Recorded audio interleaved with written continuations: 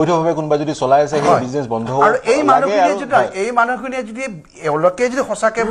ভাৰতীয় মানুহ অসমীয়াই মানুহ বা এনেকৈ ধৰণৰ কাম কৰি খোৱা ভাৰতীয় নাগৰিক তেওঁলোকক এটা ভেণ্ডিং জোন দিলে তেওঁলোকে এইখিনি বস্তুৱে তাতো বিক্ৰী কৰিব ফুটপাথতো বিক্ৰী কৰিব কৰাৰ ফলত এটা অৰাজকতা নিৰাপত্তাহীনতা মুখপাত্ৰ ৰাজু চেতিয়া ফুকন আছে আমাৰ সৈতে অসম গণ পৰিষদৰ মুখপাত্ৰ ডক্টৰ পাৰ্থ প্ৰতিম মেধি আছে আৰু বিজেপিৰ মুখপাত্ৰ মানস সৰণী আমাৰ সৈতে সংযুক্ত হ'ব গতিকে মই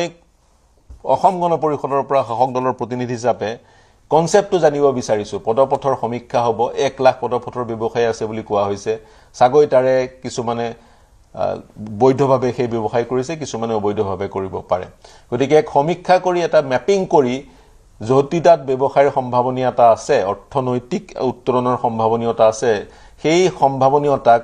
থলুৱা লোকলৈ হস্তান্তৰ কৰাৰ প্ৰক্ৰিয়াটো কেনে ধৰণৰ হ'ব পাৰে আপোনাৰ দৃষ্টিত চাওক পোন প্ৰথমতে মই এইটো ক'ব খোজো যে এই যেটো পদক্ষেপ এতিয়া সৰকাৰে হাতত লবলৈ লৈছে ইবা প্ৰশংসনীয় পদক্ষেপ আৰু ই সময় উপযোগী আছিল ইয়াক দৰকাৰ আছিল মই এটা এক্সাম্পল আপোনাক দিব খোজো আমাৰ গুৱাহাটীৰ যিসকল বাসিন্দা তেওঁলোকে জানিব যে আপোনালোকে এটা সিম্পল এক্সাম্পল এটা ফেন্সি বজাৰত আপোনাৰ জিএমসি মাৰ্কেটখন যে আছে আমাৰ পুৰণি ফাঁচি বজাৰত তাতে এটা ৰাস্তা এটা আছে সেই ৰাস্তাটো গোটেই ৰাস্তাটাতে গাড়ী চলাচল কৰিব লগিয়া ৰাস্তা কিন্তু আজি বহু বছৰৰ পৰা এই ৰাস্তা ব্লক কৰি তাতে আপোনাৰ ফলৰ মানে হয় তো তেনে ধৰণৰ মই আপোনাক এই যেহেতুকে এই বস্তুবিলাক মানে বহু মানে হেৰি গৈ আছিল মানে দৃষ্টিগোচৰ কাবাৰ হৈছিল বা হোৱা নাই কিন্তু মই ভাবো এই এনে ধৰণৰ যোনবিলাক এতিয়া ব্যৱসায় চলি আছে সেইবিলাকৰ এটা এই আপোনাৰ কি কয় এটা সাৰ্ভে কৰাৰ সমীক্ষাৰ পিছত আসল কথাটো কি মই আপোনাক কৈছো চাওক এটাটো হৈছে তেওঁলোকক যদি তেওঁলোকে অবৈধভাৱে কোবাৰ ৰাস্তাত বহি আছে ৰাস্তাৰ পৰা আঁতৰালে যোগাযোগ যাতায়াত সুচল হ'ব প্ৰথম কথা যাতায়াত সুচল হ'ব কিন্তু দ্বিতীয় কথাটো যিওলোক বহিছে কিয় চাহিদা আছে আমাক ফলমূল লাগে তাৰ পৰা সেই আমি ফলমূল কিলো সেই কাৰণে বহিছে অৰ্থাৎ এটা বিজনেছ পটেনশিয়াল আছে সেই পটেনশিয়ালটো চিনাক্ত কৰি থলুৱা লোকক হস্তান্তৰ কৰা এটা প্ৰক্ৰিয়া নীতি নিয়মৰ মাজেদি হ'ব গতিকে সেইটোক আপুনি কেনেদৰে চিহ্নিত কৰে যে যি সকলে কোনবাই বৈধভাৱে কৰি আছে যদি তেওঁ কাটৰুৱাটো কিছু অসুবিধাৰ সৃষ্টি হ'ব মই সেই কথাটো আপোনাৰ পৰা জানিব চাওক এতিয়া চৰকাৰে পদক্ষেপ লোৱাৰ পিছত বস্তুটো ষ্ট্ৰীমলাইন হৈ যাব হয় চাওক আমি এইটো নুই কৰিব নোৱাৰো যে ধৰক বেপাৰ বাণিজ্য মানে মোৰ ঘৰখন মই চলাবৰ কাৰণে মই একে বেপাৰ বাণিজ্য মই কৰিছো আৰু কেতিয়াবা ধৰক মই যদি মই কোনো ধৰণৰ মই কি বুলি কয় ৰেজিষ্ট্ৰেচন কৰিব পৰা নাই বাট ষ্টিল মই পদপথত বহি কেনে হলেও মোৰ ঘৰখনত মই পোহপাল দিবলৈ মই যত্ন কৰিছো এতিয়া বস্তুখিনি ষ্ট্ৰীমলাইন হোৱাৰ পিছত যদি তেনে পদক্ষেপ লোৱা যায় যে নাই ঠিক আছে ষ্ট্ৰীট হকাৰ্স যোনটো আমি বেলেগ বেলেগ ষ্টেটত আমি দেখিবলৈ পাইছো যে ষ্ট্ৰীট হকাৰ্স বা এনেকুৱা কিছুমান আইন কিছুমান আছে য'ত নেকি তেওঁলোকেও পঞ্জীয়ন কৰাৰ তেওঁলোকৰ কিছুমান নিয়ম আছে সেইবিলাক যদি এটা আমাৰটো বলবৎ কৰে আমাৰ তাতো যদি সেইবিলাক এডপ্ট কৰে মই ভাবো বস্তুটো এটা ষ্ট্ৰীমলাইন হৈ পৰিব ষ্ট্ৰীমলাইন হ'ব সুচল হ'ব গোটেই প্ৰক্ৰিয়াটো ঠিকই আছে তেওঁলোকৰ আগতে হয়তো তেওঁলোকে বিনা দুটা ডকুমেন্টস নোহোৱাকে তেওঁলোকে বেপাৰ কৰিছিল ইটা ডকুমেন্টস খিনি তেওঁলোকে লৈ কেনে তেওঁলোকে বেপাৰ বাণিজ্য কৰিব তাৰে দুটা ট্যাক্স চৰকাৰৰ ঘৰলৈ যাব সেইটো মই ভাবো এটা ওয়েলকাম পদক্ষেপ হয় এটা আপুনি কৈছে এটা ব্যৱস্থাৰ মাজৰে প্ৰক্ৰিয়াৰ মাজলৈ গোটেই ব্যৱসায়টো লৈ আনিব লাগে পদপথৰ সেই ব্যৱসায়টো লৈ আনিব লাগে কিন্তু মুখ্যমন্ত্ৰী নিজৰ ভাষ্যতে আনটো কথাও আনটো ইংগিত বহন কৰিছে থলুৱা হাতলৈ সেই ব্যৱসায়টো বা কোট এনে ধৰণৰ পটেনশিয়াল আছে সেইটো চিহ্নিত কৰি তেওঁলোকক অৱগত কৰাৰ এক পন্থাও আমি এই প্ৰক্ৰিয়াৰ যোগেদি ল'ব পাৰিম মই কংগ্ৰেছৰ ওচৰলৈ আহিব বিচাৰিছো এইটো এটা কথা তাৰ সমান্তৰালে মই আৰম্ভণিতে কৈছিলো জাপানৰ প্ৰধানমন্ত্ৰী গৰাকী আহিব জাপানৰ প্ৰধানমন্ত্ৰী আহিছে আপোনালোকে স্বাগতম জনাব লাগে অসমত বিনিয়োগ বৃদ্ধি পাব অসমত ইনভেষ্টমেন্ট বৃদ্ধি পাব অসমত চাকৰি বৃদ্ধি পাব অসমত উপাৰ্জন কৰাৰ কিছুমান পথ ওলাব কিয় আপোনালোকে বিৰোধিতা কৰে নহয় আমিতো বিৰোধিতা কৰা নাই জাপানৰ প্ৰধানমন্ত্ৰী আহিব আমি আদৰণি জনাইছো হয় আৰু বিনিয়োগ লাগিবই বিনিয়োগৰ বিৰোধিতা কৰাটো আসলে উচিত নহয় এটা প্ৰথম কথাটো হৈছে মই জাপানৰ প্ৰধানমন্ত্ৰী যে আহিব তাৰ পাছত যি হ'ব হেখিনি কথা আমি পাছৰ পৰ্যায়ত গম পাম কিন্তু এই যে বিনিয়োগৰ কথাটো কৈ থকা হৈছে বা আজি আপুনি পটককে অভিযোগ কৰিলে যে আমি ইয়াক বিৰোধিতা কৰিছো আমি বিৰোধিতা কৰা নাই জাপানৰ প্ৰধানমন্ত্ৰী আহিব আমি আদৰণি জনাইছো আৰু আমি ভাবো যে অনাগত দিনত জাপানৰ প্ৰধানমন্ত্ৰীৰ লগত ভাৰতৰ প্ৰধানমন্ত্ৰী বা অসমৰ মুখ্যমন্ত্ৰী কেৱল ফটো সেশনতে এটো আবদ্ধ হৈ নথকি বাস্তৱ ৰূপায়ণ নহওক এতিয়া আহিছো মই 2018 চনলৈ ঘূৰি যাব বিচাৰিছো 2018 চনত কি আছিল মই এটা বুক আনিছো এইটো হৈছে এডভান্টেজ আছাম 2.0 এবাৰ ফেব্ৰুৱাৰীত দিছিল 2025ৰ ফেব্ৰুৱাৰীত কিন্তু আৰম্ভ হৈছিল কেতিয়া জানেনে 2018 চনত এতিয়া কথাটো হ'ল 2018 চনত এডভান্টেজ আছাম 1.0 যেতিয়া ষ্টাৰ্ট হৈছিল আপুনি আচৰিত খাব অসম গভৰ্ণমেণ্টে তেতিয়া 25ৰ পৰা 40 কোটি টকা খৰচ কৰিছিলে অতিথি আপ্যায়নৰ নামত বা প্ৰদৰ্শনীৰ নামত ভিন্ন ধৰণৰ মানে মানুহৰ অহা যোৱা বা গোটেই ইভেন্ট মেনেজমেণ্টত কিন্তু 25ৰ পৰা 40 কোটি বৃদ্ধি হোৱাৰ পিছৰ পৰ্যায়ত তাৰ পাছত যেতিয়া অসমৰ মুখ্যমন্ত্ৰীয়ে ক'লে যে ইয়াৰ জৰিয়তে প্ৰায় কোটি কোটি টকা ইনভেষ্টমেণ্ট অসমলৈ আহিব কিন্তু সেই 18 নাহিলে কিন্তু এই দ্বিতীয় 2.0 কি ক'লে 2.0 আকৌ 50ৰ পৰা 100 কোটি টকা অসমৰ ইনভেষ্টমেণ্ট মানে অসমৰ ৰাজহৰ টকাৰে খৰচ কৰা হ'ল কিন্তু তাৰ পাছতো 100 কোটি টকা খৰচ কৰাৰ পাছতো কিন্তু কোনো বিনিয়োগ আজি দিনলৈকে নাহিলে কিয় ইয়াৰ বাস্তৱিকতাটো আছে আমাৰ মুহূৰ্তত তথ্য সহকাৰে আছে এতিয়া কথাটো হ'ল কি বিনিয়োগৰ কথাটো বাৰে বাৰে কৈ থকা হৈছে প্ৰত্যেকটো মুহূৰ্তত কৈ থকা আছে আদানীৰ কথা কোৱা হৈছিল আম্বানীৰ কথা কোৱা হৈছিল মই তথ্যখিনি আনিছিলো তথ্যখিনি মোৰ অকমান কিন্তু কথাটো হৈছে আপুনি অভিযোগ কৰিছে মোৰ কথাটো এইটো যে এডভান্টেজ আছাম 1.0 পৰা 2.0 পাৰ হৈ গ'ল এবাৰ জাপানৰ প্ৰধানমন্ত্ৰী আহিব ভাৰতৰ প্ৰধানমন্ত্ৰী এবাৰ হয়তো ভাৰতৰ প্ৰধানমন্ত্ৰীয়ে 37 নম্বৰৰ বাবে অসমলৈ আহিব কিন্তু এই গোটেই প্ৰক্ৰিয়াটো 2018 চনৰ পৰা কিমান ইনভেষ্টমেণ্ট অসমলৈ আহিল সেইটোহে মোৰ মৌলিক প্ৰশ্ন কথাটো মই এনে ধৰণৰ প্ৰশ্নটো উত্থাপন কৰিব বিচাৰিছো জাপানৰ প্ৰধানমন্ত্ৰীগৰাকী বিজেপিৰ প্ৰধানমন্ত্ৰী নহয় তেওঁলোকৰ প্ৰতিনিধিয়ে বা তেওঁলোকৰ যি দূতাবাসৰ মুৰব্বী আছে ৰাষ্ট্ৰদূত আছে তেওঁ অসমৰ গোটেই প্ৰেক্ষাপট চালি জাৰি চাই তাৰ পিছত সিদ্ধান্ত গ্ৰহণ কৰিব তেওঁলোকৰ কেবিনেটে পাৰ্লিয়ামেণ্টে সিদ্ধান্ত গ্ৰহণ কৰে নেশ্যনেল ডায়েটে সিদ্ধান্ত গ্ৰহণ কৰাৰ পিছত প্ৰধানমন্ত্ৰী গৰাকীক অসমলৈ প্ৰেৰণ কৰিব তেনে ক্ষেত্ৰত তেওঁলোকে সকলো চালি জাৰি চাগৈ অসমত পটেনচিয়েল দেখিছে সেইকাৰণে আহিব বিজেপিৰ প্ৰধানমন্ত্ৰী নহয় মই আপোনাক এটা উদাহৰণ দিওঁ জাপানৰ আপুনি গুৱাহাটীত এটা জাপানৰ পৰাই এটা প্ৰকল্প চলি আছে নামটো হৈছে জাইকা 1700 কোটি টকা খৰচ কৰি অসমৰ গুৱাহাটীত পানী যোগান 1,50,000 মানুহৰ ঘৰে ঘৰে পানী দিম বুলি এই জাইকা প্ৰকল্প ষ্টাৰ্ট হৈছিল এটা সেই জাইকা কোৰ জাইকা জাপানৰ কোম্পানী হয় না নিশ্চয় হয় কিন্তু সেই জাপানৰ কোম্পানী 1700 কোটি টকা আজিৰ দিনটোলৈকে 2026লৈকে 1,50,000 মানুহৰ ঘৰত পানী দিয়া হ'ব বুলি কৈছিল কিন্তু নহল বাস্তৱিকতে কি হ'ল বাস্তৱিকতে কেগে কৈছে যে জাপান চৰকাৰে জাইকাৰ নামত যি 1700 কোটি টকা ঋণ আগবঢ়াইছিল সেই লক্ষ্য সেই ঋণৰ পৰা 1.4 লাখ মানে 50 লাখ মানুহৰ ঘৰে ঘৰে পানীটো নোহোমালে তাৰ সলনি প্ৰকল্পত বিলম্ব হৈছে আৰু একেটা সময়তে অতিৰিক্ত ব্যয় কৰা হৈছে কেৱল এই গোটেই প্ৰক্ৰিয়াটো যে জাইকাৰ যে নিচিনা প্ৰকল্প আজি ইয়াত অসমত ফ্লপ হৈছে বা জাইকাৰ প্ৰকল্প ফ্লপ হৈছে আপোনাৰ কথাৰে মই মানিলো জাইকাৰ প্ৰকল্প ফ্লপ হৈছে জাপানে অসমৰ আন্তঃগাঁথনি উন্নয়নত বিনিয়োগ প্ৰথম নহয় আগতেও কৰে ভাৰতবৰ্ষৰ বিভিন্ন স্থানত জাপানে আন্তঃগাঁথনি উন্নয়নত বিনিয়োগ কৰে মই আপোনাক এৰিব লাগিব জাইকাৰ প্ৰকল্প ফ্লপ হৈছে বুলি কৈছে কিন্তু পুনৰ কওঁ জাপান বিশ্বৰ এখন আগশাৰীৰ এখন দেশ উন্নত অৰ্থনীতি ফাৰ্ষ্ট ৱৰ্ল্ডৰ এখন দেশ প্ৰথম বিশ্বৰ এখন দেশ সেইখন দেশৰ প্ৰধানমন্ত্ৰীগৰাকী অসমলৈ আহিব নিখন্দেহে তেওঁলোকে চাগে জাইকৰ কথাটো গম পায় তৎসত্ত্বেও অসমত মই পুনৰ কৈছো সম্ভাৱনীয়তা দেখি চাগৈ আহিছে মই দুগৰাকী অতিথি মোৰ সৈতে সংযুক্ত হৈছে মানস শৰণীয়া আৰু আছাৰফুল হুছেইন তেওঁলোকৰ ওচৰলৈ আহিম কিন্তু মই জ্যোতিৰ্ময় হাজৰিকা আপোনাৰ ওচৰলৈ গৈছো পদপথৰ বিষয়টো আছেই কিন্তু প্ৰথমতে জাপানৰ প্ৰধানমন্ত্ৰীৰ আগমনৰ সম্ভাৱনীয়তাৰ কথা আপোনাৰ পৰা জানিব বিচাৰিছো কিন্তু প্ৰথমবাৰৰ কাৰণে কিন্তু আন্তঃগাঁথনি বিনিয়োগ অসমত হোৱা নাই আগতেও জাপানে কৰিছে অসমেই নহয় ভাৰতবৰ্ষৰ বিভিন্ন ৰাজ্যত কৰিছে জাইকাৰ কথাটো তেওঁ উল্লেখ কৰিছে এইবাৰ তেওঁ আৰু কি আশাৰ বতৰ আনিব বুলি ভাবে আৰু যদিহে বিগত বিনিয়োগ এতিয়া সফল হোৱা নাই পুনৰ তেওঁ কিয় আহিছে প্ৰথম কথা অতি আনন্দৰ বিষয় সুখৰ বিষয় কা আন্দোলনৰ সময়ত জাপানৰ প্ৰধানমন্ত্ৰী হোৱাৰ কথা আছিলে সেই সময়ত যথেষ্ট হুলস্থুল হ'ল কোনো ধৰণৰ চিন্তা চৰ্চা নকৰাকৈ এফালৰ পৰা মুখিমূৰ কৰি নিলে সেই সময়ছোৱাত আমি তাৰ পিছৰ পৰ্যায়ত আজিলৈকে চক আপুনি 2019-20 তাৰপিছত 26 অলমষ্ট লাইক 7 ইয়াৰ্ছ 7 বছৰ আমি অপেক্ষা কৰিবলগীয়া হয় কথাটো লৈ আপুনি এটা মানিব লাগিব যে অসম একেবাৰে ভাৰতবৰ্ষৰ আটাইতকৈ উন্নত মানে ষ্টেট নহয় গতিকে 7 বছৰ আমি পিছ পৰি যোৱাৰ নিচিনাহে হ'ল আচলতে সঁচা কথাটো ক'বলৈ গ'লে এই ইনভেষ্টমেণ্টখিনি হয়তো 7 বছৰ আগতেই হ'লহেঁতেন এতিয়া কথাটো হ'ল জাপানৰ জাইকাৰ প্ৰকল্পটো কথা ওলাইছে জাপানৰ জাইকা প্ৰকল্পটো ইয়াত মানে কিমান ঘৰ মানুহৰ মাজত পানী যোগাযোগ হৈছে বা কিবি হৈছে এই গোটেইখিনি কথা যেতিয়া আমি চালি জাৰি চাওঁ আপুনি চাব জাপানৰ ইঞ্জিনিয়াৰ আহি পেলাই কামখিনি কৰি থকাই নাই বা জাপানৰ ৱৰ্কাৰ আহি পেলাই কামখিনি কৰি থকাই নাই আমাৰে থলুৱা মানুহে কামখিনি কৰি আছে তাৰ পিছতো যিহেতু আহিছে তেওঁলোকেতো ৰিভিউ কৰিবই আহিছে সম্ভাৱনীয়তা ক'ত দেখিছে মই দেখিছো আপুনি অলপ আগতে এই গোটেই কথাখিনি কৈ থাকোঁতে আমাৰ বজাৰ আমাৰ পথাৰ এইখন আমাৰ হাতৰ পৰা কেতিয়াবা গুচি গ'ল কথা হৈছে কি আমাৰ বজাৰ আমাৰ পথাৰ কিয় গুচি গ'ল মই আপোনাক এটা সদুৰ উদাহৰণ দিছোঁ আমি আচলতে আন্তঃগাঁথনি কৰাৰ লগে লগে আমি তাৰ কাৰণে যিখিনি লগতে যিখিনি আমি মেন পাৱাৰ তৈয়াৰ কৰিব লাগে সেই মেন পাৱাৰ তৈয়াৰ কৰাত ক'ৰবাত ব্যৰ্থ হৈছে আপুনি চাব মই উদাহৰণটো দিছোঁ অসমত ২৭,০০০ কোটি টকাৰে টাটাৰ এটা ছেমি কণ্ডাক্টৰ মানে এটা ইণ্ডাষ্ট্ৰি এটা বহি আছে এতিয়া জাগিৰোডত হৈ আছে আৰু এবছৰ বা দুবছৰৰ পিছত এইটো কমপ্লিট হ'ব কথা হৈছে এই ছেমি কণ্ডাক্টৰ ইণ্ডাষ্ট্ৰিত কাম কৰিবলৈ অসমীয়া ইঞ্জিনিয়াৰ কিমান আছে যিসকল ছেমি কণ্ডাক্টৰ ইঞ্জিনিয়াৰ্ছ অসমত কেইখন ইঞ্জিনিয়াৰিং কলেজ আছে যি ছেমি কণ্ডাক্টৰ ইঞ্জিনিয়াৰিং কোৰ্চটো দি আছে অসমৰ বা নৰ্থ ইষ্টৰ উত্তৰ পূৰ্বাঞ্চলৰ কেইখন ইঞ্জিনিয়াৰিং কলেজত এই বিটেক ইন ছেমি কণ্ডাক্টৰ কোৰ্চটো আছে যদিহে নাই আমি কিন্তু আমাৰ সেই ভৱিষ্যত প্ৰজন্মক কিন্তু আমি এতিয়ালৈকে ক'ব পৰা হোৱা নাই যে তোমালোকে ক'ৰবাত নহয় ক'ৰবাত ছেমি কণ্ডাক্টৰ কোৰ্চটো কৰি যাতে ইয়াত যিখিনি পষ্ট ওলাব সেইখিনি আমি ল'ব পাৰিম আপুনি চাওক তাৰ লগে লগে আৰু এটা কথা মই কম এইটো হৈছে আমাৰ বিড়ম্বনা চাওক মানে ভৱিষ্যতদৰ্শী নহয় আমাৰ কামখিনি দ্বিতীয় কথা মই কৈছোঁ আপুনি কৈছে পথাৰখন নাই বজাৰখন নাই আমাৰ আপুনি চাবক মধ্যবিত্ত অসমীয়া হওক বা যিটো খেতিয়ক শ্ৰেণী হওক আপুনি গাঁও অঞ্চললৈ যাওক যিসকলে এটা সময়ত খেতি কৰিছিলে সেইসকলৰ লোকৰ ভিতৰত খেতি মাটি আছিলে কিন্তু তেওঁলোকে আজিৰ মানে নতুন পৃথিৱীখনৰ ধামখুমীয়াত গৈ পেলাই তেওঁলোকে নিজৰ সন্তানত কিন্তু কি পঢ়াইছে হয় মানে BA পঢ়িবলৈ দিছে BSc পঢ়িবলৈ দিছে BCom পঢ়িবলৈ দিছে বা অইন কিবা পঢ়াইছে চাকৰিমুখী প্ৰৱণতা এটা হৈছে আৰু চাকৰিমুখী প্ৰৱণতাটো হোৱাৰ কাৰণে আজিৰ তাৰিখত আমি পথাৰখন হেৰুৱাবলগীয়া হৈছে যিহেতু তাত এটা ভেকেঞ্চি সৃষ্টি হৈছে সেই ভেকেঞ্চিখিনি পূৰণ কৰিবলৈ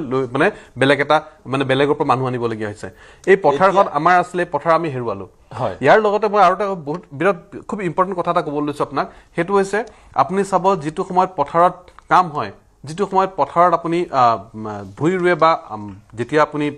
কঠীয়া সিঁচে বা আন কিছু কাম হয় সেই সময়ছোৱাত কিন্তু আমাৰ ল'ৰা ছোৱালীয়ে যি খেতিয়কৰ ল'ৰা ছোৱালী হওক যাৰে ল'ৰা ছোৱালী হওক আপুনি মানে ক্লাছৰুমত ব্যস্ত থাকে তেওঁলোকে পৰীক্ষাৰ বাবে ব্যস্ত থাকে আমি যেতিয়া সামাৰ ভেকেশ্যন উইণ্টাৰ ভেকেশ্যনৰ কথা কওঁ সেই যেতিয়া ভেকেশ্যনবিলাক এই মানে আমাৰ মানে খেতিৰ যিটো সময় সেই সময়ছোৱাত আমি ল'ৰা ছোৱালীবিলাক খেতি পথাৰলৈ লৈ যোৱাৰ পৰা মিলাই কিয় নল'লে মানে কিন্তু কিয় চাইকত আমাৰ নাই এই যে খেতিৰ কথাটো আমাৰ যি পলিচি মেকাৰসকলৰ সেই মনত সেই মানসপটত সেইটো নাই গতিকে সেই কাৰণে এই সমস্যাটো সৃষ্টি হৈছে মাছৰাফুল আপোনাৰ ওচৰলৈ যাব বিচাৰিছোঁ আপোনাক মই সুধিব বিচাৰিম অসমৰ মুখ্যমন্ত্ৰীগৰাকীয়ে কৈছে চাগৈ জুলাই নে আগষ্টৰ পৰা গুৱাহাটীৰ পৰা আৰম্ভ কৰিব পদপথৰ যিবোৰ ব্যৱসায় আছে তেওঁলোকৰ ছাৰ্ভে কৰা হ'ব ডেমোগ্ৰাফিক মেপিঙো সম্ভৱতঃ কৰিব বা ঠিকে আছে কৰক বা যিসকল অবৈধভাৱে আছে তেওঁলোকক আঁতৰক বৈধভাৱে যিসকল আছে তেওঁলোকে ব্যৱসায় কৰি যাব কিন্তু তেওঁ লগতে কৈছে এই প্ৰক্ৰিয়াৰ যোগেদি থলুৱাসকলৰ কাৰণে ব্যৱসায়ৰ সম্ভাৱনীয়তা কি আছে সেই কথা গম পোৱা যাব গতিকে ক'ৰবাত এনেকুৱাও হ'ব পাৰে যে যি কোনোবাই যদি আন লোকে ব্যৱসায় কৰি আছে তেওঁলোকক আঁতৰাই থলুৱা সুবিধা দিয়া হ'ব গতিকে এনেধৰণৰ পদক্ষেপবোৰত আপোনাৰ কি দৃষ্টিভংগী পদপথৰ ব্যৱসায়টো এটা গুৰুত্বপূৰ্ণ অৰ্থনৈতিক ক্ষেত্ৰখনত বা দেশৰ যিসমূহ নিম্ন আয়ৰ মানুহ আছে তেওঁলোকৰ কাৰণে সৰু ব্যৱসায় কৰি খোৱাৰ এটা সুন্দৰ থল আপুনি যদি বেংককলৈ কেতিয়াবা গৈছে চাব তাৰে এটা মেজৰ এৰিয়া আপোনাৰ ষ্ট্ৰীট ভেণ্ডৰক দি থোৱা আছে আৰু তাতে অতি ছিষ্টেমেটিকভাৱে আৰু অতি অত্যাধুনিকভাৱে নিপুণভাৱে সেইখিনি কৰা হৈছে আৰু কৰা হোৱাৰ কাৰণে তাৰ পৰা যথেষ্ট আয় আৰু পৰ্যটকসকলে তাৰ পৰা ক্ৰয় কৰাৰ কাৰণে এটা সুবিধা পাইছে আমি আশা কৰিম যে অসমত পদপথৰ ব্যৱসায়ৰ ওপৰত নিশ্চিতভাৱে এটা অধ্যয়ন হোৱা উচিত সেই অধ্যয়ন এইটো এনেকুৱা নহয় যে কাৰোবাক খেদি দি কাৰোবাক আনি বহোৱা তাতকৈ এইটো সুন্দৰ এটা মেনেজমেণ্টৰ জৰিয়তে আৰু বেছি জেগালৈ বেছি ঠাইলৈ ডাঙৰকৈ পদপথৰ ব্যৱসায় পদপথ ষ্ট্ৰীট ভেণ্ডৰ যেনেকুৱাকৈ এটা যদি ভেণ্ডিং জ'ন কৰি দিয়া হয় সেইবিলাকত খোলা সৰু সামগ্ৰীৰ বজাৰসমূহ বহিব পাৰে আজি চাওক আজি বেলতলাৰ ৰাজপথটো আপুনি চব্জি মাৰ্কেটেৰে বৃহস্পতিবাৰে ভৰা থাকে আজি অন্যান্য বজাৰসমূহ আপুনি গণেশগুৰিতে থিয় হৈ থাকিলে চাব যে বজাৰসমূহ ক'ত ৰাস্তাৰ ওপৰত আছে যদি আমি তেনেকুৱা মাটি তেনেকুৱা জেগা যদি ওলাই দিব পাৰোঁ যে এইখিনিত এই ভেণ্ডৰসকলৰ তেওঁলোকৰো অধিকাৰ আছে তেওঁলোকৰ আফলিপমেণ্টৰ কাৰণে চেণ্ট্ৰেল গভৰ্ণমেণ্টৰ বিভিন্ন সময়ত বিভিন্ন স্কিমসমূহ চলে আৰু সেই তাৰ সুবিধাসমূহ কিজানি বহুতলৈকে ঢুকিও নাপায় মই আশা কৰিম যে পদপথৰ ব্যৱসায়ীসকলৰ কাৰণে কেন্দ্ৰীয় চৰকাৰৰ ধাৰ্যকৃত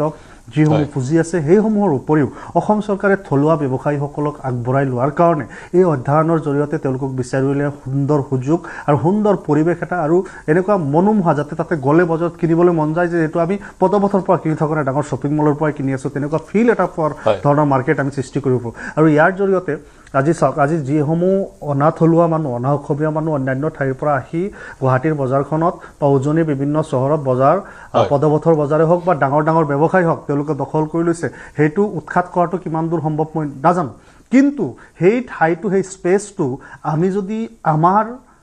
থলুৱা মানুহক যদি দিব পাৰোঁ তেওঁলোকক নেখেদি হ'লেও আমাৰ থলুৱাসকলক যদি দিব পাৰে অকণমান সুবিধা অলপ বঢ়াই দি যদি তেওঁলোকক দিব পাৰোঁ নিশ্চিতভাৱে, কাৰণ অসম চৰকাৰৰ যিখিনি ৰাজহ আহিব সেই ৰাজহখিনি ভোগ কৰাৰ অধিকাৰ কেৱল অসমৰ নাগৰিকেৰো থাকিব। যেতিয়া বিহাৰৰ বা অন্যান্য হিন্দীভাষী নাগৰিক আহি ইয়াতে পদপথৰ বজাৰটো দখল কৰিব, তেতিয়া কিন্তু সেই সুবিধাটো যেতিয়া চৰকাৰৰ পৰা দিয়া হ'ব, সেই সুবিধাটো কিন্তু তেওঁলোকে নাপাব। হয়, আপোনাৰ যিটো বিশ্লেষণ, সেই বিশ্লেষণটোত আপুনি এই বাইনাৰীটো সৃষ্টি কৰিছে অসমীয়া লোকসকল বা অসমৰ লোকসকল আৰু বিহাৰ বা উত্তৰ ভাৰতৰ পৰা প্ৰব্ৰজিত লোকসকল, যিসকলক আমি হিন্দীভাষী বুলি কওঁ। কিন্তু সততে দেখা যায় সেই অনুৰূপ ধৰণৰ সংঘাত বা ইংৰাজীত যাক বাইনাৰী বুলি কয়, সেই বাইনাৰী পূৰ্ববংগীয় লোকসকল আৰু অসমৰ স্থানীয় লোকসকলৰ মাজতো দেখা যায়। এতিয়া পদপথ বুলি ক'লে বজাৰ দখল কৰিলে হিন্দীভাষীয়ে আৰু পথাৰ দখল কৰিলে পূৰ্ববংগীয় যাক আমি সততে মিয়া বুলি কওঁ। এই যি আশংকা বা এই আশংকাত সততে থলুৱা লোকসকল ভোগা পৰিলক্ষিত হয় আৰু এই আশংকাৰ সুবিধা ৰাজনৈতিক দলে লয়। গতিকে মই সংক্ষেপত, মানস সৰণী আছে সংক্ষেপত, এই আশংকা দূৰ কৰাৰ প্ৰস্তুত হয়। মই এই ক্ষেত্ৰত কিন্তু কৈছোঁ যে তেওঁলোকক কাৰোবাক যে খেদিব লাগে পদপথৰ পৰা, সেইটোও কিন্তু মই কোৱা নাই। মই কৈছোঁ যে অসমৰ থলুৱা মানুহৰ কাৰণে সুবিধা বঢ়াই দিয়া হওক, তেওঁলোকক স্পেচ সৃষ্টি কৰা হওক। আন কাৰোবাক আজি আমি ইয়াৰ পৰা খেদিম, বাংগালুৰুত বা হাৰিয়ানাত বা দিল্লীত কাম কৰি থকা আমাৰ শ্ৰমিকসকলক তাৰ পৰা নেখেদিবনে, মহাৰাষ্ট্ৰত নেখেদিবনে? যদি অন্যৰ ঠাইত যদি আমি গৈ তেওঁলোকৰ তাতে যদি শ্ৰম কৰি দুপইচা মেহনত কৰি খাব পাৰিছোঁ, আমাৰ ইয়াতে অন্য কাৰোবাক আমি খেদি ঠেলি হেঁচি অন্যায় কৰিব নোৱাৰিম। এই কথাটো আৰু একেটা সময়তে বংগমূলীয় মুছলমান বুলি যাক ত্যাগ কৰা হয়, যাক পথাৰ দখল কৰা বুলি কোৱা হয়, তেওঁলোকে অসমৰ নাগৰিক, তেওঁলোকে স্বাধীন ভাৰতৰ নাগৰিক, স্বাধীনতাৰ পূৰ্বৰ পৰা বসবাস কৰা বৈধ ভাৰতীয় নাগৰিক। বৈধ ভাৰতীয় নাগৰিকে নিজৰ ৰাজ্যত নিজৰ দেশত যদি কিবা কৰি নাখায়, অন্য কোনো দেশটো তেওঁলোকৰ কাৰণে নাই, অন্য কোনো জেগাতো তেওঁলোকৰ কাৰণে নাই যে তেওঁলোকক হেৰি কৰিব। ল'লো আপোনাৰ পইণ্ট। মানস সৰণীয়া, এতিয়া বজাৰ পথাৰ কেনেকৈ দখল কৰা যায় কওক আপুনি। পদপথৰ মই এটা উদাহৰণেৰে গোটেই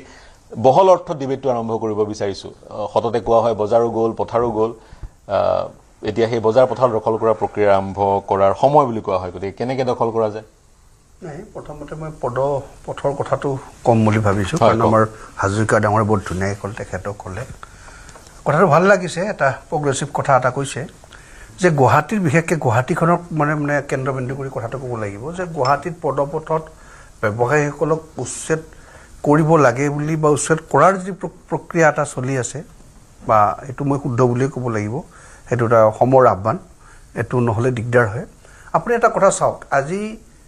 ৰাস্তাবোৰ ফুটপাথবোৰ আমাৰ খোজকাঢ়ি যোৱাৰ কাৰণে, তাত যদি মানুহে এখন ধৰক পদপথত ব্যৱসায় কৰে, সেই মানুহজন তললৈ নামি যাবলৈ হ'ল, মটৰ চাইকেলৰ পাৰ্কিঙৰ বা গাড়ী পাৰ্কিং, আল্টিমেটলি আমি খুব ট্ৰাফিক জাম বা আমি যথেষ্টভাৱে আমি অসুবিধাৰ সন্মুখীন হওঁ। আৰু পদপথত দোকান দিয়াৰ লগে তিনিটা বস্তু ক্ৰিয়েট হয়। এটা কথা হ'ল আপোনাৰ মানুহৰ নিৰাপত্তাহীনতা হ'ল, নিৰাপত্তাৰ কথা আহিলে। দ্বিতীয়তে তাত তেওঁলোকে যিখিনি পদপথত ধৰক ব্যৱসায় কৰে, যিখিনি পেলনীয়া বস্তু হওক, যি হলাই কাগজ পাতি হওক, সেইখিনি কেনেকৈ ক'ত তাত পেলাই থৈ যাব, আৰু সেইখিনি কোনে যাই উঠাব তাৰ পৰা, বা GMCয়ে এটা প্ৰপাৰ প্লেচত যদি নথয় তাততো উঠাব নোৱাৰে। আৰু যিসকলে ৰাতিপুৱা চুইপ কৰে, যে সাৰে, চহৰখন পৰিষ্কাৰ কৰি ৰখাৰ এটা, গতিকে আজি জাপানৰ প্ৰধানমন্ত্ৰী আহিব আমাৰ এটা বাণিজ্যিক বিষয় লৈ বা এটা ডেভেলপমেণ্টৰ কথা লৈ, আৰু তেওঁলোকে সদায় এইবোৰ পৰিৱেশবোৰ চায় যে তাত আমি কিবা ইনভেষ্ট কৰিলে পৰিৱেশটো কেনেকুৱা। প্ৰথম কথা, পদপথৰ পৰা সি যিয়েই নহওক, পদপথ চবকে উঠাবলৈ, আৰু যিসকলে ঘৰৰ বাৰাণ্ডাখন ফুটপাথলৈকে দিয়ে সেইটোতো আইনগত অবৈধ। সেইবিলাক কথাৰ ভিতৰত পদপথৰ আজিৰ ডেটত যি ধৰণৰ মানুহে ব্যৱসায় নকৰক, তাত উঠোৱাটো এক প্ৰকাৰ প্ৰথম কথা নিৰাপত্তা, দ্বিতীয়তে আমাৰ জাবৰ জোঁথৰ নিষ্কাশনৰ কথা, আৰু আমাৰ মানুহৰ যিটো যাতায়াতৰ সুবিধাটো। নাই, আপুনি সেই দৃষ্টিৰে বিশ্লেষণটো কৰিছে, সুন্দৰ কথা। গুৱাহাটীখন সৰ্বাংগ সুন্দৰ হওক, ধুনীয়া হওক, কিন্তু মুখ্যমন্ত্ৰীয়ে পদপথৰ সেই ব্যৱসায়িক সম্ভাৱনীয়তা নুই কৰা নাই। অসমীয়াৰ কাৰণে সম্ভাৱনীয়তাৰ মই সিমান হেৰিলৈকে যাব খোজা নাই। এতিয়া পদপথৰ যিসকলে ব্যৱসায় কৰে, সেই ব্যৱসায়খিনি জেনেৰেলি তেওঁলোকে এটা ঠাইত বা মানুহখিনি নিজৰ ঠাইতও নাই। আজি মোৰ ঘৰৰ সন্মুখৰ মাটি, মোৰ ঘৰৰ সন্মুখত ফুটপাথত মই দোকান দিয়া নাই, সেইজন মানুহ ক'ৰ পৰা আহিছে, অসমৰে হ'ব পাৰে, ভাৰতৰে হ'ব পাৰে, মই এইটো কোৱা নাই, বা ভাৰতৰ বাহিৰৰো হ'ব পাৰে, বহিৰাগতও হ'ব পাৰে, কিন্তু তেওঁ সম্পৰ্কে আমি অচিনাকি, সেই মানুহক আমি আইডেণ্টিফাই কৰিব পৰা নাই। আৰু তেওঁলোকৰ লাইচেঞ্চো নাই। লাইচেঞ্চ নোহোৱাৰ লগে লগে মানুহক আমি আইডেণ্টিফাই কৰিব নোৱাৰোঁ ক'ৰ মানুহ, কাৰণ ৰাস্তাত ফুটপাথত চব্জি বিক্ৰী কৰিবলৈ লাইচেঞ্চ নালাগে। আৰু আপুনি উজান বজাৰখনে ধৰক, উজান বজাৰ GMC অফিচত যিখন মাৰ্কেট আছিলে, মই নিজে তাৰে গ্ৰাহক আছিলোঁ, কিন্তু মই তাৰ গ্ৰাহক নহয়, এতিয়া ফুটপাথৰ গ্ৰাহক। কাৰণ ভিতৰলৈ কোনো ফুটপাথত ইমান বৰ দোকান হৈছে তাত নাযায় গোটেই তাত এটা ভেণ্ডিং জোন আছে তাত নোযোৱাৰ ফলত কি হৈছে তাত মানুহে নধৰ ইয়াত আহি গৈছে অহাৰ পাছত উজান বজাৰত আপুনি আজি GMC অফিচৰ এখন যিখন উজান বজাৰ আছে তাত আপুনি ৰাতিপুৱা 7টাৰ পৰা ৰাতি 11টালৈকে ভালকে খোজ কাঢ়িব নোৱাৰে মই ললো আপোনাৰ পইণ্টটো হয় অৰ্থাৎ যি বৈধভাৱে কোনোবা যদি চলাই আছে সেই বিজনেছ বন্ধ হ'ব আৰু এই মানুহখিনিয়ে যদি এওঁলোকে যদি সঁচাকে ভাৰতীয় মানুহ অসমীয়াই মানুহ বা এনেকে ধৰণৰ কাম কৰি খোৱা ভাৰতীয় নাগৰিক তেওঁলোকক এটা ভেণ্ডিং জোন দিলে তেওঁলোকে এইখিনি বস্তুৱে তাতো বিক্ৰী কৰিব ফুটপাথতো বিক্ৰী কৰিব চিজিল হ'ব গোটেই প্ৰক্ৰিয়া চিজিল কৰাৰ ফলত এটা অৰাজকতা নিৰাপত্তাহীনতা খাদ্য কিমানখিনি খাদ্য খাব পৰা যোগ্যতা থকা বস্তু ফুটপাথত বিক্ৰী কৰিছে এইটো চাব লাগিব আৰু আমাৰ এই এখেতেই ক'লে যে আপোনাৰ আছৰাফুল তেখেতে ক'লে আমাৰ তেওঁ কৈছে যে আমাৰ থাইলেণ্ডত হয় ময়ো গৈছোঁ তাত আপোনালোকেও গৈছে থাইলেণ্ডত মানে তাত যিখিনি ফুটপাথত তেওঁলোকে দিছে অকল ভেণ্ডিং জোন টাইপৰ তাত ব্যৱস্থা আছে ক'ত লেতেৰা বস্তু ক'ত যাব কোনে ইয়াৰ পৰা জাবৰটো দিব আমি খাই পেলাই ক'ত পেলাব লাগিব এই ধুনীয়া পৰিষ্কাৰ তেনেকুৱাটো কৰাৰ ব্যৱস্থা এটা কৰা হৈছে আৰু এইখিনি মানে উঠাই ল'লেহে কৰিব লাগিব এতিয়া যদি আপুনি কয় মোক এগ্ৰিকালচাৰৰ কথাটো যে আমাৰ খেতি নাই খেতি গুচি গ'ল এতিয়া আমাৰ হাজৰিকা ডাঙৰীয়াৰ বৰ ডাঙৰ কথা যে সকলো বাপেকে অকল চাকৰিমুখী হিচাপে পঢ়ায় চাকৰি বৃত্তিমুখী নহয় বৃত্তিমুখী আজি ল'ৰা এটাই মানে এগ্ৰিকালচাৰ পঢ়ি কিন্তু হাল নাবায় কিন্তু বাহিৰৰ দেশবিলাকত এগ্ৰিকালচাৰ হাল বাবৰ পৰা খেতি কৰিব হাল বোৱা নহয় খেতি কৰিবৰ কাৰণে সেই এগ্ৰিকালচাৰ হেৰিটো পঢ়িছে ডক্টৰ ইঞ্জিনিয়াৰটোৰ বাহিৰে বাকী যিবোৰ টেকনিকেল আমাৰ আছে সেইবোৰ দক্ষ শৰণীয়া ডাঙৰীয়া দক্ষ কৰিব লাগে আমি স্কিল ডেভেলপ কৰিবই লাগে সেমিকণ্ডাক্টৰ ইণ্ডাষ্ট্ৰি হৈছে আমাৰ সেমিকণ্ডাক্টৰ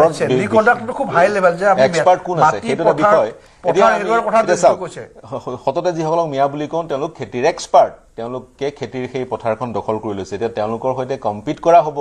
নে তেওঁলোকক ৰিপ্লেচ কৰা হ'ব নে তেওঁলোকে নিজৰ স্থানত কৰিছে আনসকলে নিজৰ স্থানত কৰক সেই ধৰণেৰে যাব কেনেকৈ বস্তুটো সলিউশনটো কি তেওঁলোকক কিন্তু যে কৰে সাইন্টিফিক্যালি নকৰে কিন্তু প্ৰবলেমটো বহুত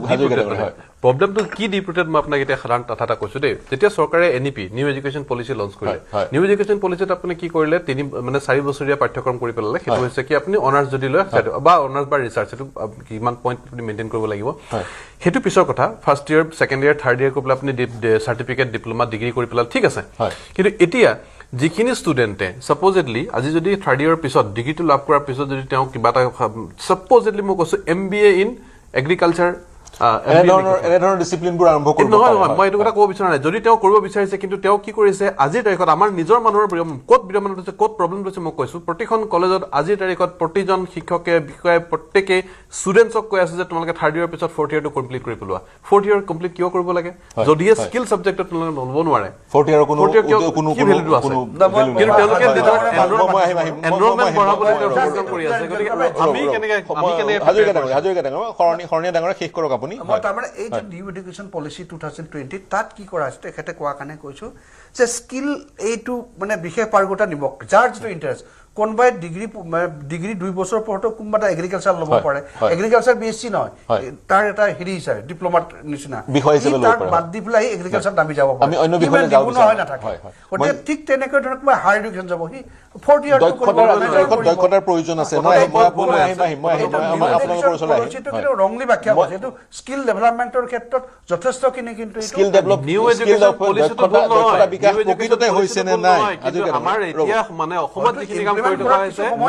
নহয় ইমপ্লিমেণ্টেশ্যন ঠিক আছে স্কিল এডুকেশ্যনো ভাল আছে গোটেইখিনি ঠিক কিন্তু ফ'ৰ্থ ইয়াৰত জোৰ জবৰদস্তি ষ্টুডেণ্টক এনৰলমেণ্ট বঢ়াবলৈ অনাৰ্ছলৈকে জোৰ কৰি লৈ যোৱা 4 বছৰীয়া যিটো ডিগ্ৰী কোৰ্চ সেই কোৰ্চটো আপুনি সমালোচনা কৰে সেই কোৰ্চটো গ্ৰহণযোগ্য বুলি ক'ব বিচাৰিছে একেবাৰে চতুৰ্থ বৰ্ষত এই দক্ষতা বিকাশৰ যদি পাঠ্যক্ৰম নাথাকে সেই যিটো কোৰ্চ সেই কোৰ্চৰ কোনো মূল্য নাই বুলি আপুনি ক'ব বিচাৰিছে ল'লো আপোনাৰ পইণ্টটো মই পুনৰ কংগ্ৰেছৰ ওচৰলৈ আহিব বিচাৰিছোঁ আপুনি যুৱ প্ৰজন্মৰ প্ৰতিনিধি উজনি অসমৰ পৰা আহিছে এতিয়া আপুনি কওকচোন বাৰু আমাৰ যুৱ প্ৰজন্মই এই পথাৰ বজাৰ দখল কৰিবলৈ কি কৰিব লাগিব না প্ৰথম কথাটো হৈছে পথাৰ আমাৰ বজাৰ আমাৰ গোটেই কথাটো ঠিকই আছে কিন্তু কৃষক যিহেতু আমাৰ বাবে অহংকাৰ তেওঁলোকৰ যিবিলাক অধিকাৰ সেইবিলাক বাস্তৱৰ ৰূপায়ণ আজি স্বাধীনতাৰ ৭৮ বছৰ পিছতো নহল মই ভাবো এইটো যদি চৰকাৰখনে ভাবিছে তেতিয়াহ'লে ভাল কথা এতিয়া আহিছো যে পথাৰ আমাৰ বজাৰ কৰা আগতে মই এটা কথা সৌহিনা পেপাৰৰ এটা বাতৰি পাইছিলো যে কৃষি বিভাগত 600 কোটি টকাৰ এটা কেলেংকাৰী ওলাইছে সেই কেলেংকাৰী মই ভাবো অসমৰ মুখ্যমন্ত্ৰীগৰাকীয়ে তদন্ত কৰা উচিত এতিয়া আহিছো যুৱ প্ৰজন্মৰ কথাটোলৈ বা যুৱ প্ৰজন্ম বা ছাত্ৰৰ যিটো মই প্ৰতিনিধি NEPৰ কথাটো যিহেতু কোৱা হ'ল চক আজিৰ তাৰিখত পথাৰখন বা বজাৰখন আমি বিজ্ঞানসন্মতভাৱে দখল কৰিব লাগিব আজি যদি আপোনালোকে বাতৰিতে আমি দেখি আছো যে 1 লাখ আজি তাৰিখত অসমৰ গুৱাহাটীৰ পদপথৰ বেপাৰী আছে তেওঁলোকৰ বাবে বিকল্প ব্যৱস্থা কৰিব লাগিব আজি যুৱ প্ৰজন্মৰ প্ৰতিনিধি হৈ আজি 6 মাইল ব্ৰিজৰ তলত যদি আপুনি যায় তাত দেখিব মেগী বিক্ৰী থকা আমাৰ ছাত্ৰ প্ৰতিনিধিও আছে কোনোবাই সেই মেগী গধূলি ৰাতি বিক্ৰী কৰি ৰাতিপুৱা কলেজলৈ যায় এইবিলাক কথা বতৰাও আছে এইবিলাকো এটা বিজ্ঞানসন্মত এটা বিকল্প ব্যৱস্থা হ'ব লাগিব এতিয়া যুৱ প্ৰজন্মৰ আজি তাৰিখত অসমত প্ৰায় 30 লাখৰ ওপৰ আপোনাৰ ৰেজিষ্টাৰেড আপোনাৰ নিবনুৱা আছে তেওঁলোকৰ কাৰণে চৰকাৰখনে কি কৰিলে এতিয়া চাকৰি দি নিবনুৱা সমস্যা সমাধান নহয় কেতিয়াও নহয় কিন্তু উপায় কি আছে উপায়টো কি আছে চাব আপুনি উপায়টো আছে যে কেন্দ্ৰীয় চৰকাৰে হওক অসম চৰকাৰে এখন দক্ষতা বিকাশৰ নামত এটা বহুত ডাঙৰ এটাটো প্ৰজেক্ট আনিছিলে নাই দক্ষতা বিকাশৰ নামত আজিৰ তাৰিখত 14 চনৰ পৰা আজি দিনলৈকে কি হ'ল অসমত দক্ষতা বিকাশৰ নামত সাৰ্টিফিকেট কোৰ্স ষ্টাৰ্ট হৈছিল নে নাই হোৱা তাৰ পৰা কিমান দক্ষ ছাত্ৰ ছাত্ৰী আহিলে কেৱল মাত্ৰ মই শিৱসাগৰ গাঁৱৰ পৰা ছাত্ৰ ছাত্ৰীক লৈ আহিছিল হায়াৰ ছেকেণ্ডাৰী গ্ৰেজুৱেশ্যন পাছ কৰাৰ পাছত দক্ষতা বিকাশ কৰিবৰ কাৰণে কিন্তু তেতিয়া তেওঁলোকে কৈছিলে যে আপোনালোকে ফ্ৰীকে আমি দক্ষতা বিকাশ কৰিম আপোনালোকে আমুকত কোম্পানীত চাকৰি পাব আমুকত সাৰ্টিফিকেট কোৰ্স নাৰ্ছৰ চাকৰি পাব বা সিকিউৰিটি গাৰ্ড ভিন্ন ধৰণৰ কথা কোৱা হৈছিল কিন্তু বাস্তৱিকত যে ফুফুলা হ'ল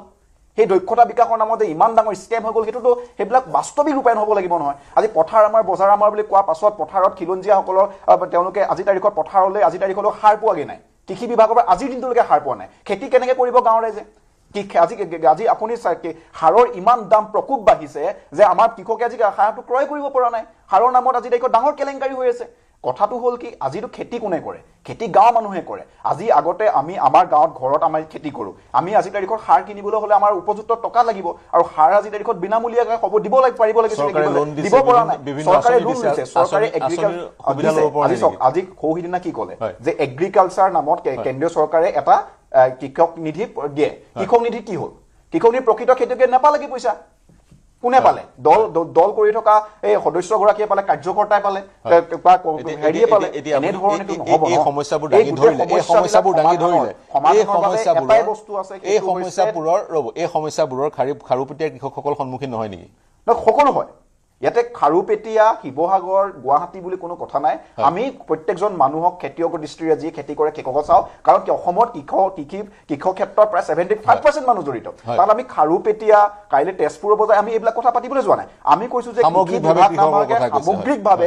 তেওঁলোকৰ বাবে কি কৈছে আজি তাৰিখত চাওক আপুনি যে পদপথৰ 1 লাখ মানুহক যদি উচ্ছেদ কৰি দিয়া হয় 1 লাখ মানুহক যদি আঁতৰাই পঠাই দিয়া হয় তেওঁলোকৰ ডেইলি ইনকাম আছিল নাই ডেইলি ইনকামৰ ওপৰত তেওঁলোকে নিৰ্ভৰশীল তেওঁলোকৰ বাবে বিকল্প ব্যৱস্থা কি হ'ব কেৱল মাত্ৰ অচিনাকি মানুহ চিনাকি মানুহ বজাৰ দখল কৰিছে এনে ধৰণে আসলতে প্ৰক্ৰিয়া সমাধান নহয় মই ভাবো চৰকাৰে এটো বিজ্ঞানসন্মতভাৱে কেৱল আক্ৰোশমূলকভাৱে আমি এই কম্পিটিশন এটা আমু এটা প্ৰশ্নটো এনেকুৱা আমি প্ৰতিযোগিতা এটা কাৰোবাৰ লগত এটা সম্প্ৰদায়ৰ প্ৰতিযোগিতাত লিপ্ত হ'ম নে প্ৰতিযোগিতাত লিপ্ত হোৱাৰ নেৰেটিভ এটা সৃষ্টি কৰিম নে সামগ্ৰিকভাৱে কৃষকৰ যিবোৰ সমস্যা সেই সমস্যাবোৰ সমাধানৰ চেষ্টা কৰিম 1 লাখ যদি পদপথৰ ব্যৱসায় আছে তেওঁলোকক চিহ্নিত কৰি কাৰোবাক সেই ব্যৱসায়ৰ পৰা বঞ্চিত কৰি তেওঁৰ ঠাইত আনক যদি আমি সেই স্থান দিওঁ যিজনক বঞ্চিত কৰিলো তেওঁৰ কি হ'ব এটা প্ৰশ্ন তেওঁ উত্থাপন কৰিছে মই প্ৰশ্নটো লৈ যাম কিন্তু অসম গণ পৰিষদৰ ওচৰলৈ আহিব বিচাৰিছো মেধি ডাঙৰীয়া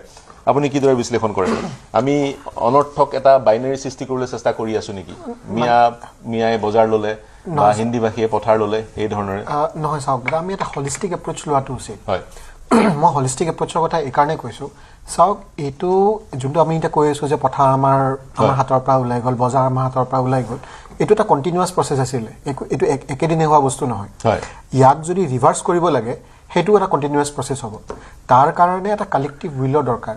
আপুনি এখন চৰকাৰ মই অকল এখন চৰকাৰ বুলি নহয় আগতে ইয়াত আগতেও চৰকাৰ হৈছে কংগ্ৰেছৰ দিনত চৰকাৰ আছিল তাৰ আগত অসম গণ পৰিষদৰ চৰকাৰ আছিল তাৰ আগতে আকৌ কংগ্ৰেছৰ চৰকাৰ আছিল সো আপুনি চৰকাৰ বা কোনো এটা মানে ৰাজনৈতিক দলক দোষাৰোপ নকৰি এটা কালেক্টিভ উইল আমি আনি কেনে চাওক আমি মানে নিদৰ্শন মই দিওঁ এটা কৈ আছে যে আমাৰ ইয়াতে আমাৰ সেটিয়া ফুকন ডাঙৰীয়াটো গোটেই তালিকা এখনে দাঙি দিলে যে হোৱা নাই মানে নিগেটিভ তালিকা এখন বিৰাট দীঘলীয়া দাঙি দিলে মই তাৰ লগতে তেওঁক মই বা সকলোকে অসম ৰাইজে চাই আছে আমাৰ এই অসমতে আমাৰ চাওক চৰকাৰৰ সহায়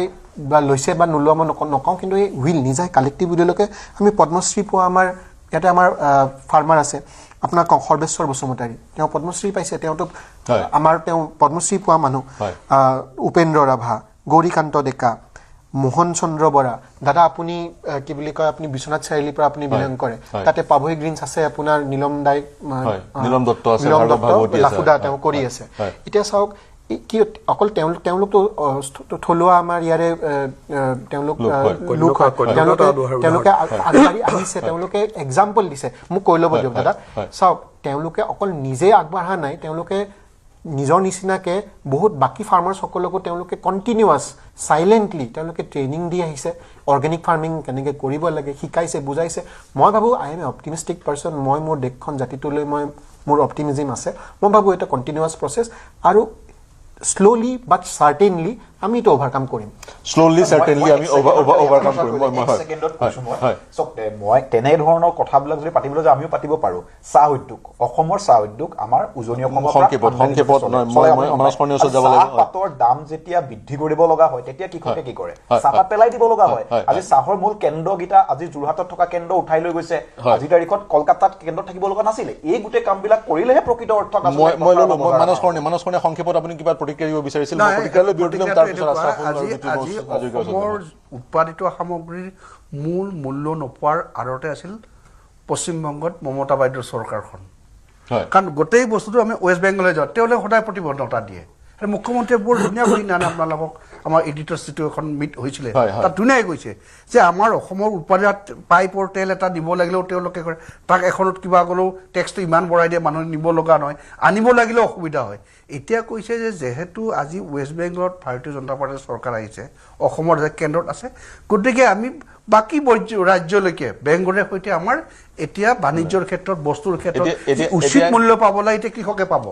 আগতে কিন্তু আমাৰ আমি এই দেশৰ পৰা নিবলৈ যাওঁতে ৱেষ্ট বেংগলৰ প্ৰেৰণ কৰিম কি সেইটো ডাঙৰ কথা এতিয়া ৰাস্তা খোল খালে ৰাস্তা খোল খোৱা নাছিলে লেচুৰ বাদে আমি প্ৰেৰণ কৰিম কি 10 কাৰ্টুন লেচু পঠিয়াই 100 কাৰ্টুন 2 ট্ৰাক লেচু পঠিয়াই যদি পঠিওৱাতকৈ মোৰ দৃষ্টিভংগী উৎপাদন কৰি নিজে সেলফ সাফিসিয়েন্ট হও পঠিয়াম আমি পঠিওৱাটো ভাল কথা উৎপাদন কৰি আমি যদি মাৰ্কেট এটা ল'ব লাগে আমি উৎপাদনটো বেছিকৈ কৰিব লাগিব উৎপাদন কৰিব লাগিব এতিয়া ৰাস্তা যেহেতু ক্লিয়াৰ হৈছে উৎপাদন কৰিব লাগে সেইকাৰণে মুখ্যমন্ত্ৰী ডাঙৰীয়াই কৈছে যে আজি বেংগলত এখন ভাল চৰকাৰ অহাৰ কাৰণে অসমৰ ক্ষেত্ৰত অৰ্থনৈতিকভাৱে আমি যথেষ্টখিনি স্বাৱলম্বী আৰু আমি উপকৃত হ'বলৈ সক্ষম হ'ম বুলি আশৰাফুল সংক্ষেপত মই বিৰতি ল'ব লাগিব আপুনি কি কৈ আছিল এখন আছে চাওক আজি ডুবাইৰ বজাৰখন মেক্সিমাম প্ৰডাক্ট যিখিনি কেঁচা মাল পোৱা যায় যিখিনি ভাৰত উপমহাদেশীয় বা এছিয়া মহাদেশীয় মানুহে খায় বাংলাদেশৰ পৰা এক্সপৰ্ট হৈ আছে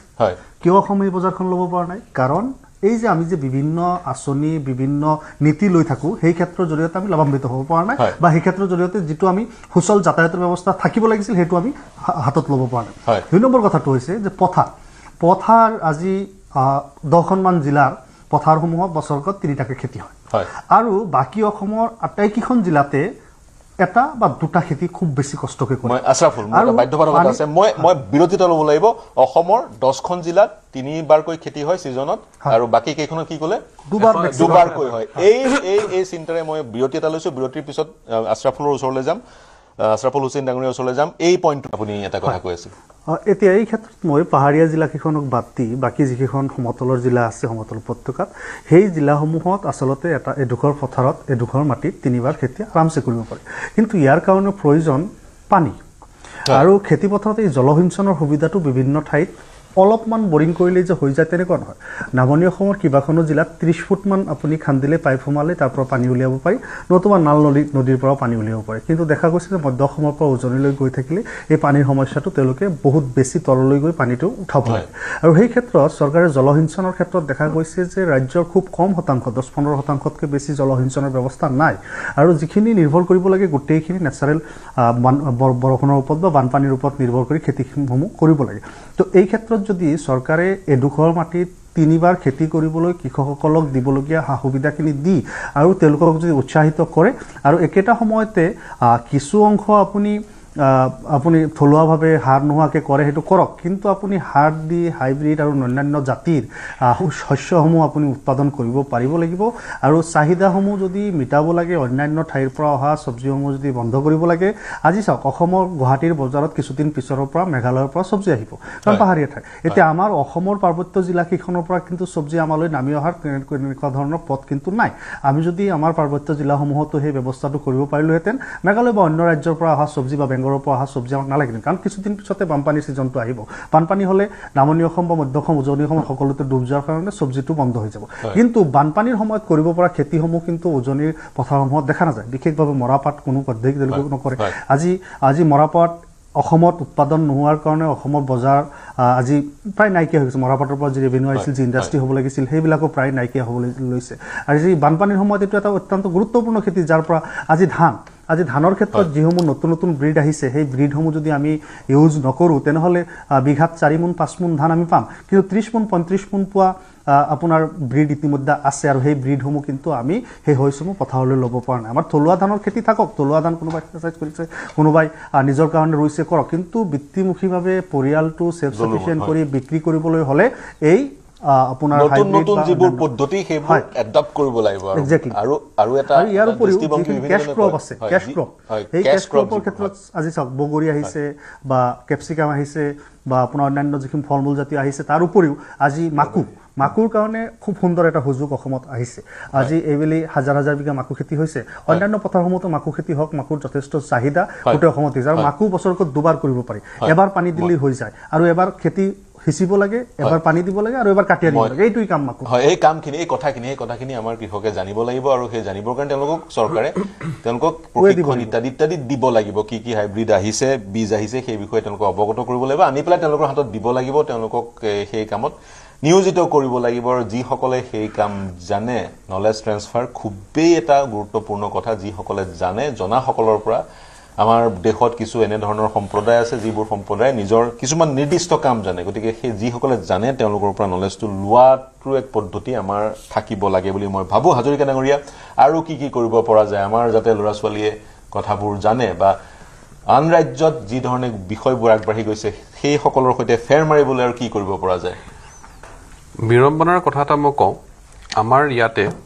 আপুনি চাব BSc এগ্ৰিকালচাৰ বুলি এটা ছাবজেক্ট আছে, যোৰহাটত এগ্ৰিকালচাৰ ইউনিভাৰ্চিটিখন আছে, গুৱাহাটীতো আছে, বিশ্বনাথ চাৰিআলিতো আছে, কেইবাটাও ধুবুৰীতো আছে। আমাৰ ইয়াত BSc এগ্ৰিকালচাৰ আছে, কিন্তু আপোনাৰ BTech এগ্ৰিকালচাৰ ইঞ্জিনিয়াৰিংটো নাই। আজিলৈকে কোনো এখন ইঞ্জিনিয়াৰিং কলেজত খুলিবই নোৱাৰিলে, নুখুলিলে, অৰ্থাৎ সদিচ্ছাৰ অভাৱ বা নলেজৰ অভাৱ। যদি কোনোবা, এতিয়া মই কৈছোঁ যিখিনি কথা এতিয়া আশ্ৰাফুলে ক'লে, সেই গোটেই কথাখিনিৰ কাৰণে যদি বিজ্ঞানসন্মতভাৱে খেতি কৰাৰ কথা যদি কয়, খেতিৰ লগতে আপুনি পথাৰখন দখল কৰি আকৌ মানে বজাৰখনো দখল কৰিব লাগিব, খেতি অকল কৰিলেই নহ'ব। এতিয়া মই আপোনাক আৰু এটা উদাহৰণ দিছোঁ, আজিৰ যুগত অসমীয়াই খেতি কৰিছে, মই পূৰ্ববংগীয় মূলৰ হওক, মিয়া হওক, যোনেই হওক, মুঠতে পথাৰখনত খেতি কৰিছে, কিন্তু বজাৰখন কিন্তু আমাৰ হাতত নাই। সেইখন বজাৰ আছে ফাঁচী বজাৰৰ ব্যৱসায়ীসকলৰ হাতত। আজি খেতি কৰা খেতিয়কে দামটো নাপায়, দামটো যেতিয়াই মানে কিবা অভাৱ দেখুৱাই বা অইন কিবা হিচাপ দেখুৱাই তেওঁলোকে যদি কেনেবাকৈ বন্ধ কৰি দিয়ে, ফাঁচী বজাৰৰ পৰা যেতিয়া পৰিচালিত হয়, এটা কি বুলি কয় নেমু টেঙাত 20 টকা বা 25 টকা হ'ব পাৰে, বা খেতিয়কে কিন্তু সেই নেমু টেঙাটো 20টা নেমু টেঙা হয়তো 10 টকাত বিক্ৰী কৰিবলগীয়া হৈছে। যিসকল ব্যক্তিয়ে দামৰ লগত সমানুপাতিক নহয়, তেওঁ পাইকাৰী, যিসকল ব্যক্তিয়ে কোনোদিন খেতি পথাৰখন দখল কৰি খেতি পথাৰখনলৈ নামিয়ে পোৱা নাই, সেইসকল ব্যৱসায়ীয়ে এতিয়া খেতি গোটেই ব্যৱসায়টো নিজৰ হাতত ৰাখিছে, তেওঁলোকে মুনাফা লুটি আছে। গতিকে আমাৰ স্কিল বুলি সেইটো ক'ত, এইটো বিজনেছ, সেইটো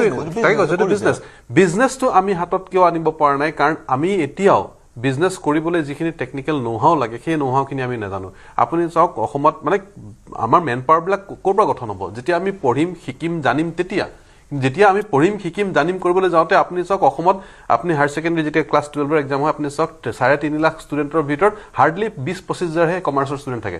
বাকীখিনি গোটেইখিনি 30 হাজাৰ মান, আপোনাৰ 50 হাজাৰ মান আপোনাৰ 55,000, এবাৰ অলমষ্ট 55,000 ছায়েন্সৰ ষ্টুডেণ্ট আছে, প্ৰায় 30 হাজাৰ মান আপোনাৰ কমাৰ্চৰ ষ্টুডেণ্ট আছে, বাকী গোটেইখিনি আৰ্টছৰ ষ্টুডেণ্ট আছে।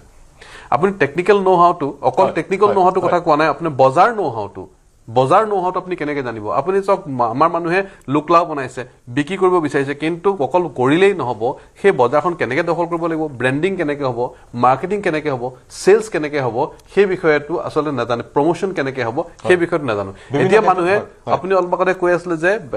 দোকানত যদি কেনেবাকৈ আপুনি সজাই থোৱা আছে এটা বিয়াৰ বটল আৰু এটা মানে লাও বটল মানে সাজৰ বটল আমাৰ পৰম্পৰাগত পানীয় বটল সেই যিজন গ্ৰাহক যাব সেই গ্ৰাহকজনে প্ৰথমতে গৈ পেলাই এবাৰ যদি সেই পানীয়টো লয় পিছৰ পৰা আপুনি পানীয়টো নলয় অৰ্থাৎ আমি এনেকুৱাকে বহিৰাগত কোম্পানীৰ হাতত এনেকুৱাকে হেবিট ফৰ্মেশ্যন তেওঁলোকে কৰাই থৈছে যে আমি বিয়াৰ টেষ্টটোহে ভাল পাওঁ আমাৰ সাজৰ টেষ্টটোহে মই ল'লো আপোনাৰ পইণ্টটো মই মানস সৰণীৰ ওচৰলৈ যাব পৰা নাছিলোঁ ভালকৈ মই আপোনাৰ ওচৰলৈ আহিছোঁ মোৰ হাতত সময়ো কম আছে সংক্ষেপত এনেধৰণৰ সমস্যাবোৰ আমি দেখিছোঁ চৰকাৰৰ আঁচনিও আছে কিন্তু সমস্যাবোৰ সমাধান কৰিবলৈ আৰু কিছুমান পদক্ষেপ গ্ৰহণ কৰিব লাগিব গতিকে দুইগৰাকী আমাৰ অতিথিৰ মন্তব্যৰ প্ৰতিক্ৰিয়া কি প্ৰকাশ কৰিব এই কথাবোৰ যিবিলাক কৈছে গোটেই নোহোৱা নহয় যে আমাৰ কিছুমান বহু ক্ষেত্ৰত ব্যৱসায়িক পিছ পৰি আছোঁ আৰু সময় লাগিব এতিয়া চৰকাৰ এখন আহিলে বা এজনে দায়িত্ব ল'লেই নহয় তাৰ যিহেতু বহু আগৰ পৰা ইয়াৰ হেৰিখন আহিছে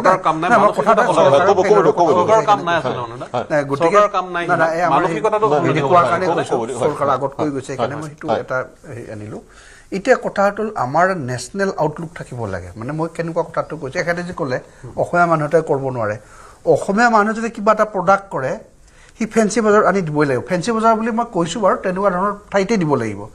তেওঁ নিজে গৈ বেংগল হৈ দিল্লীলৈকে কিয় নিব নোৱাৰে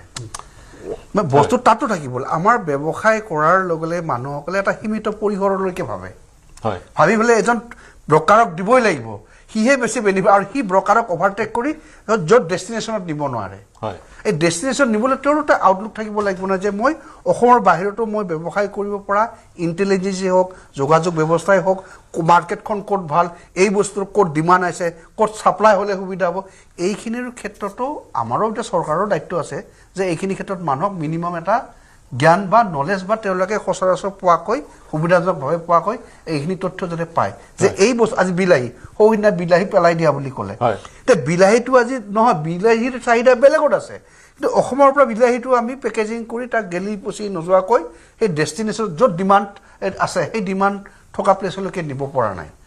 সেইখিনি কথা যেতিয়ালৈকে আমি নোৱাৰোঁ তেতিয়ালৈ অসমত আমি প্ৰডাকশ্যনৰ কথা ভাবি থাকিলে নহ'ব এই প্ৰডাকশ্যনটোতো ইমিডিয়েটলি পচি নোযোৱাকৈ বা সংৰক্ষণ নকৰাকৈ বা সংৰক্ষণৰ ব্যৱস্থা কৰিলে কিমান দিন ৰাখিম মোৰ লাভ কিমান হ'ব কাৰণ সংৰক্ষণ কৰালে মই পে' কৰিব লাগিব